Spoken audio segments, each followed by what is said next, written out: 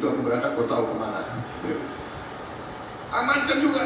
Tapi alhamdulillah sebelum saya berangkat advance team tenang. Jadi saya ini confident. Nggak ada itu. Bagi saya Indonesia gelap, nggak ada. Indonesia cerah. Di saat banyak negara susah. Tidak, Bu. Nah, kalau ini nggak usah tepuk tangan. Karena saudara, Anda tahu, sekarang keluar, ada itu. Kalau terjadi perang dunia ketiga, negara mana yang aman? Indonesia termasuk papan atas loh. Sekarang kok ke Bali, kau lihat tuh, berapa orang Rusia di situ, berapa orang Ukraina di situ. Ya. Rencana kita mau bikin apa itu, special financial center. Kita lagi cari tempat. Kalau Pak Luhut sarankannya di Bali. Nggak tahu Pak Luhut senang banget Bali. Jadi kita semua senang Bali. Tapi saudara, gagasan ini ya, yang dibicarakan Pak Luhut ke saya bertahun-tahun ini, ternyata sekarang uang-uang yang di Timur Tengah dia mau kemana?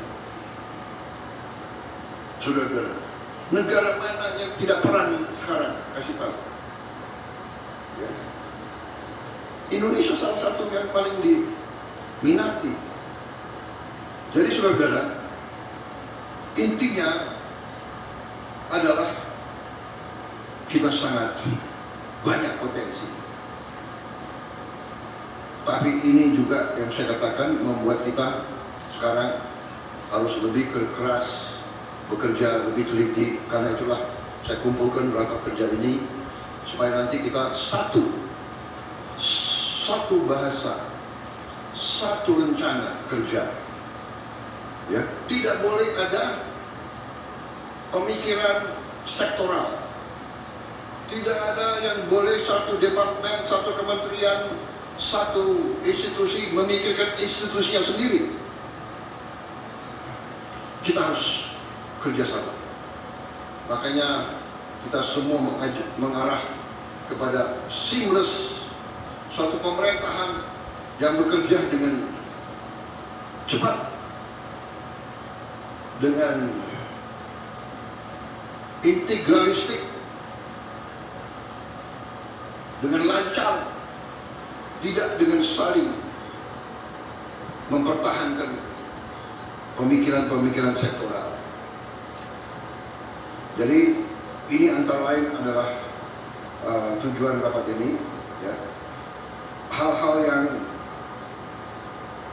ingin sekarang saya sampaikan sebelum kita lebih rinci, ya, bahwa kita tadi saya katakan kita juga harus menyesuaikan ya, pada saatnya dengan kondisi harga-harga BBM di dunia. Tapi yang jelas kepentingan rakyat paling bawah akan kita jaga, ya.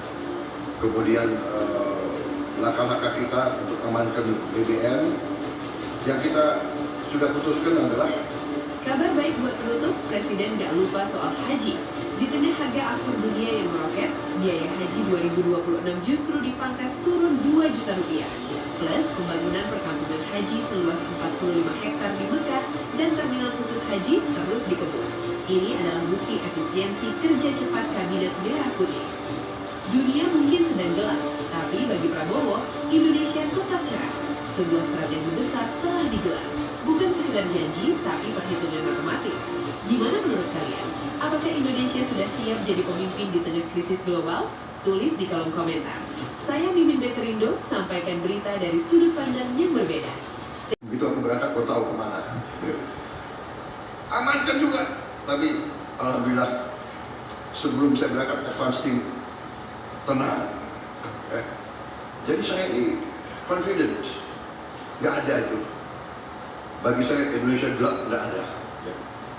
Indonesia cerah. Di saat banyak negara susah. Tidak, Bu. Nah, kalau ini nggak usah tepuk tangan. Karena saudara, Anda tahu, sekarang keluar, ada tuh. Kalau terjadi perang dunia ketiga, negara mana yang aman?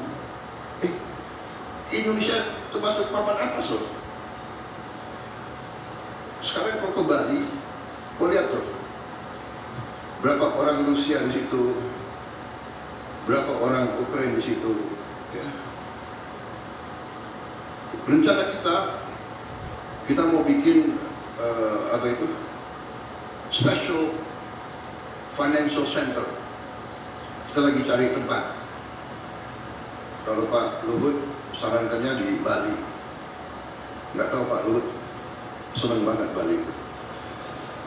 Tapi kita semua senang Bali. Tapi saudara, gagasan ini ya, yang dibicarakan Pak Luhut ke saya bertahun-tahun ini, ternyata sekarang uang-uang yang di Timur Tengah dia mau kemana? Saudara, negara mana yang tidak perang sekarang? Kasih tahu. Ya. Indonesia salah satu yang paling diminati.